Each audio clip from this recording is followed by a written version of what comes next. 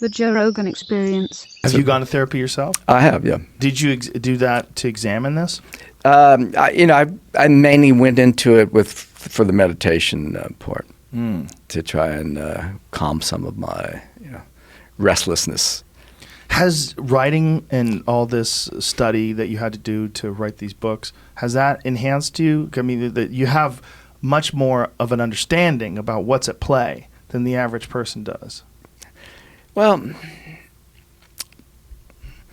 again, it's kind of like the patient who's reading The Emotional Brain with their therapist. I think by writing those books, I learn a lot, and it helps me see things. And that doesn't necessarily help me lead my life any better, but I think I understand it better. But no self, no fear. Yeah. Well, no self, no fear means that you have to have this autonoetic consciousness ability in order to be afraid. And that is a special human quality.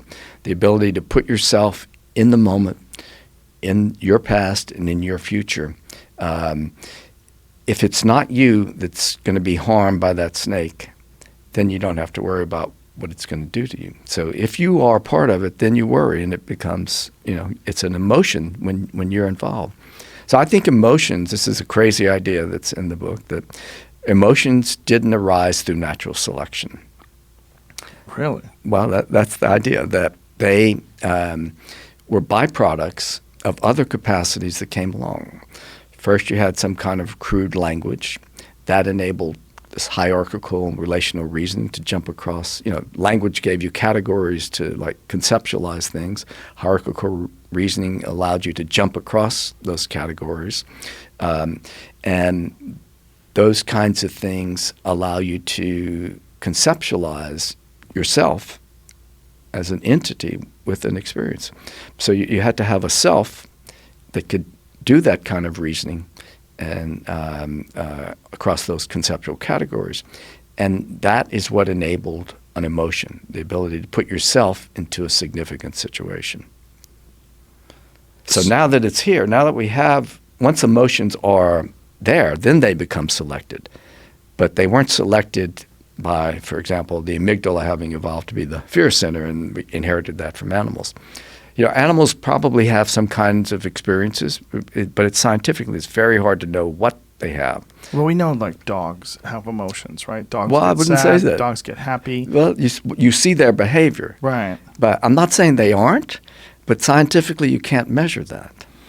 Right, but if you have a dog and you come home and he's so excited to see you and he's running around in circles, that seems very emotional, or akin, right? But I don't say, let's talk about the brain for a second. Okay. So the parts of the brain, circuits in the brain that are involved in this kind of autonoetic emotion that I'm talking about, this self-involved emotion that's so human, such a human quality, the part of the brain that I think is important, and this is still hypothesis, it's not a fact, is something called the frontal pole. It's the very, very front part of the prefrontal cortex. That region is unique to the human brain. No other, not even another ape has that. Now, other parts of the prefrontal cortex are present in other primates, all other primates, but not in any other mammal.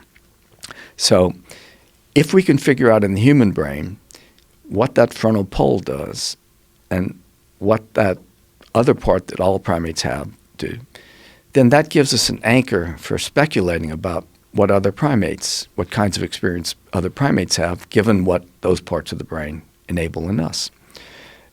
And that would allow us to then extract what other mammals don't have that we have, because they don't have those parts of the brain. So it's a kind of, use of the brain to tell us some things about what might exist in other animals.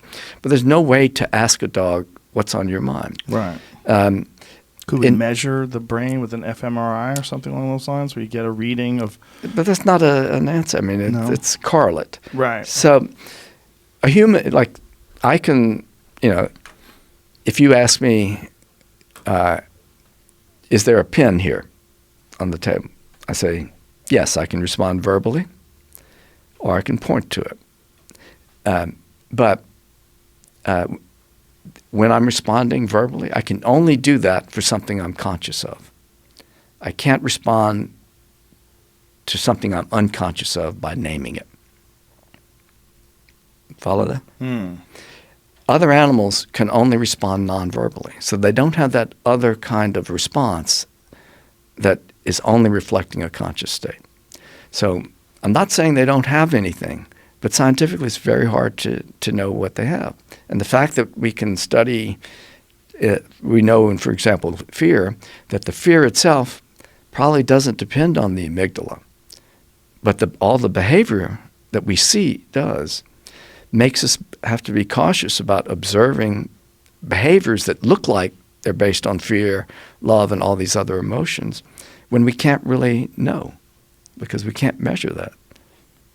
Oof. I mean, it's a tough problem. Again, I'm not saying it's not there. It's just like Right, I get it. Scientifically, you have to You have to be what's stringent. the evidence? Yes, yeah, you have to.